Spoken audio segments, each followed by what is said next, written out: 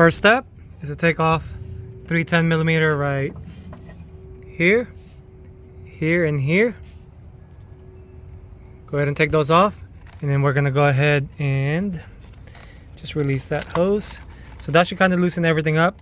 Then you're gonna go ahead and pop this cover off. As you can see, it has like little tabs, so you're gonna need like a little pliers, because you're also gonna need to pop it from here. So go ahead and do that, and I'll show you what that looks like.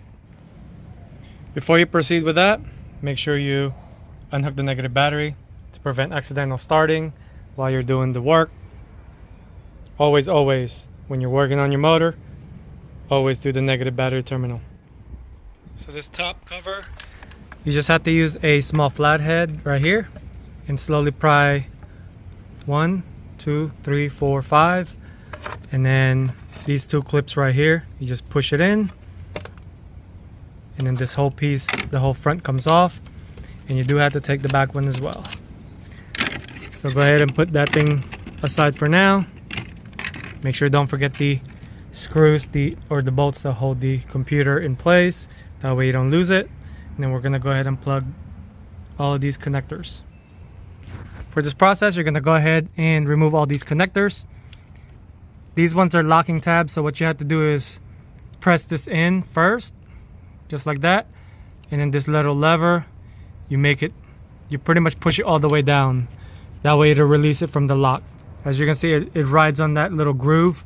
So like I said, just press on this. While you're pressing on that, this little lever that's usually up here, you just press it all the way down until it's in this position, and it'll release on its own. So now you can go ahead and take the computer out, put it aside, and we'll move on to the next step. Go ahead and jack the vehicle. You're gonna need 2 jack points right here, one right there, and then one right here. And then once you get the wheel off, you'd want to place it in this spot, just in case these ones fail.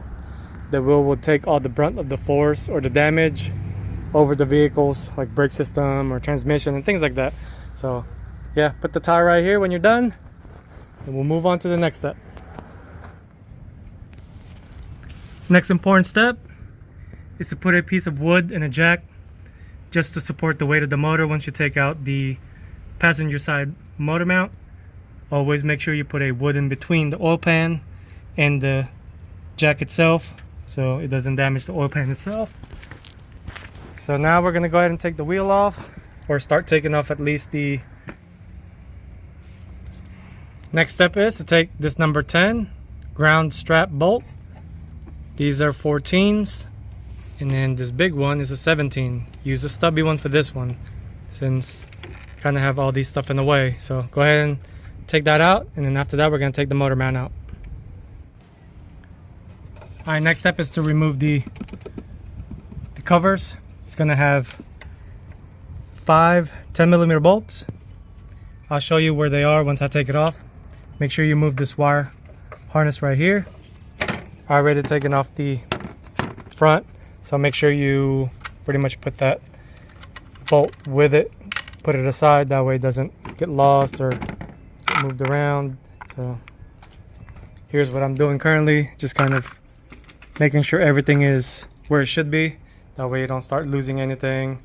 That would kind of mess up everything once you start putting it back. So I'm gonna go ahead and take off the one in the back and continue on from there. Got the 2 covers loosened up. The belt doesn't look too bad, but like I said, it's one of those things you don't want to really risk of not changing whenever it's time. It is creeping up to 100,000 miles, so not a bad idea to kind of just do it, just for peace of mind. Now before you even take anything off, go ahead and remove, see if I can get the camera to focus in there. See this bolt right here? Before you even take the tensioner out, that way you can kind of reach it, because it's right behind the tensioner itself. See, it'll be like, let's see if I can get my finger in there, be right here. So you'll be able to fit it just enough with the tensioner, that way it's not, the tensioner is going to be right here once you take the bolt off or the belt off. So you'd have to force it back into this position while the belt is on to get it, so you'll be able to get that one bolt. So Like I said, the belt is still on. That way you can access that one bolt. Now go ahead and move the cover for the underdrive pulley. Move that aside. The fun part. Some people would try to do the bump start or use a Milwaukee. Most of the time this takes it off. Hopefully it does it again. So prayers for that. So let's get to it. 19 mil.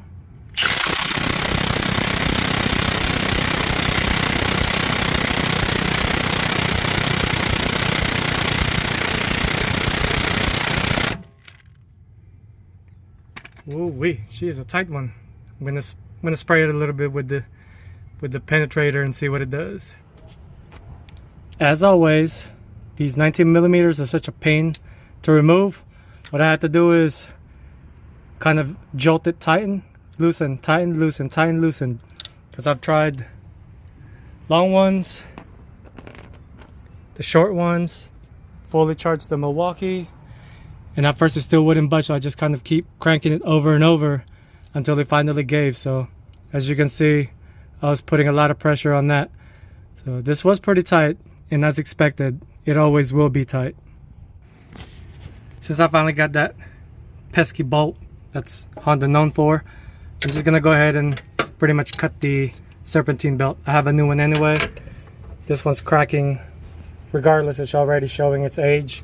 So I'm just gonna get and cut it. I'm not gonna waste my time trying to put tension on it and all that. But go ahead and look at the orientation as well. This one's not a lot. It just goes under the Serpentine belt tensioner, and everything else is pretty much self-explanatory. I got the pulley out. Make sure you do not lose this keyway, and you still need to take off that metal ring, which I'm gonna take off once I get all the bolts for the cover. Now I see why my harmonic balancer was wobbling. As you can see, the rubber itself is kind of deteriorating, so the only good side of it is this side, but as you can see, it's already showing some age.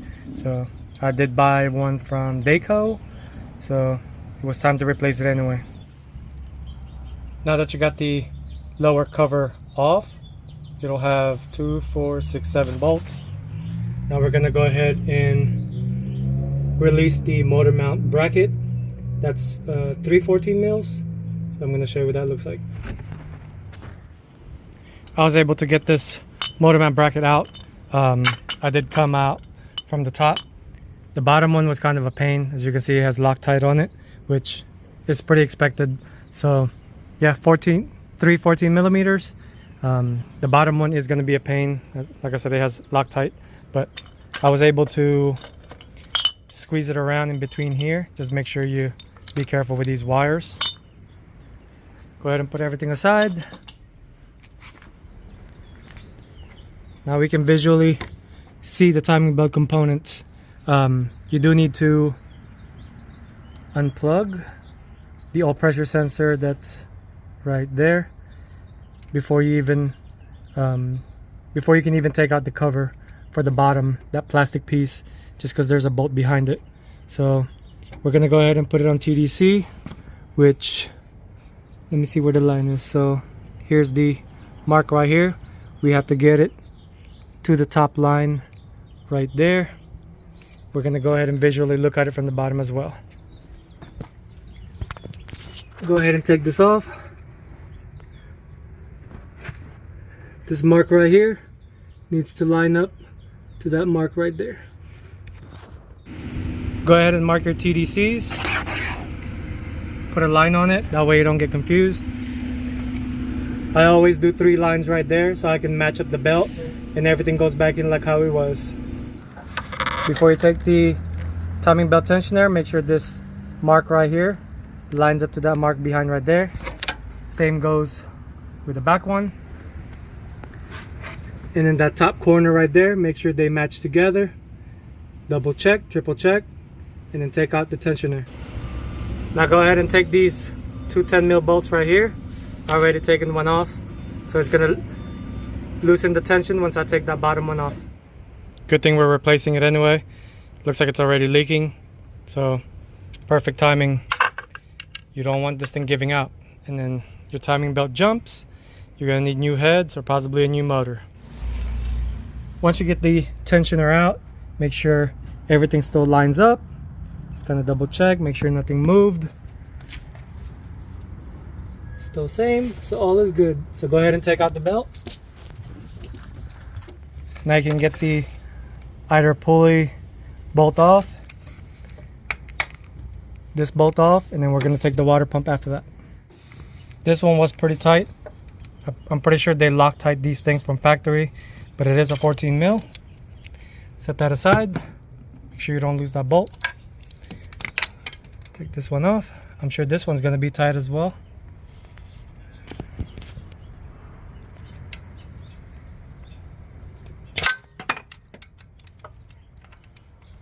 That one's not too bad.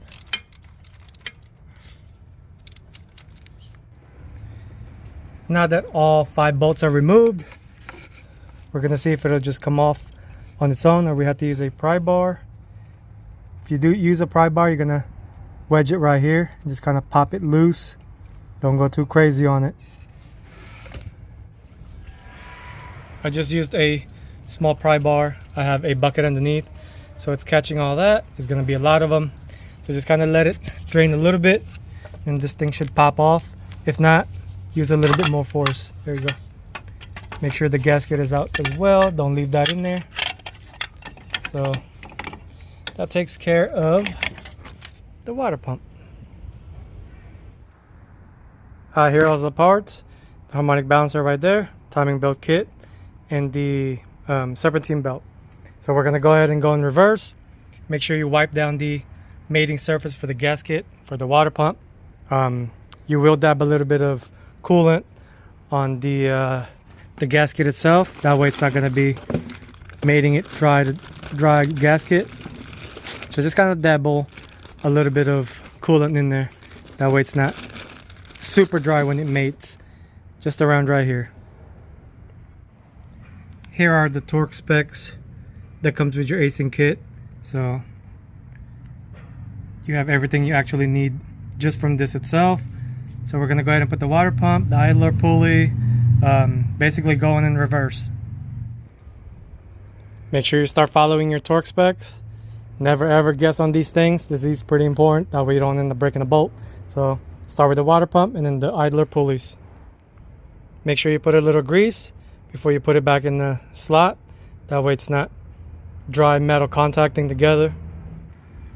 Alright, now you can see why I did the lines. I just matched it up with a new belt. Make sure when you put the belt on, just wrap it around here first, and then you're gonna wrap it in here and put some tension on it. Make sure the line that you made lines up with the TDC. Same goes to the other one, and then loop it around. It'll also show you on the diagram how to loop it, but you always want to start with the front, wrap it around here, and then wrap it around the back. For this part, to check, just to make sure everything's still TDC, you're going to need both hands for this because the compression is going to be strong. Not going to be able to turn this thing by hand. So what you have to do is you're going to be starting off from the TDC mark. You're going to spin it 2 times, and then the second time line it back up, and then double check up top. Make sure the number 1 is still lined up, both sides. Once you confirm, you're pretty much done with the timing belt, and then put everything back together. I've got the new harmonic balancer pulley already installed, the brand new serpentine belt. Already got everything pretty much tensioned. Already got all the covers back on, so I'm going to put the motor mount back. Now that everything is put back together, we're going to go ahead and bleed the cooling system. Already took the jack out. Make sure you have 2 gallons at least to fill it up, whatever you lost from taking off the water pump. So let's go ahead and fill it up. Go ahead and get it up to temp. We're going to look out for bubbles and then add more if needed. That concludes the video. I'm just going to go ahead and let it idle just to kind of bleed the system a little bit. Let it get it up to temp. Close it up. As you can see, there's still a little bit of bubbles coming up.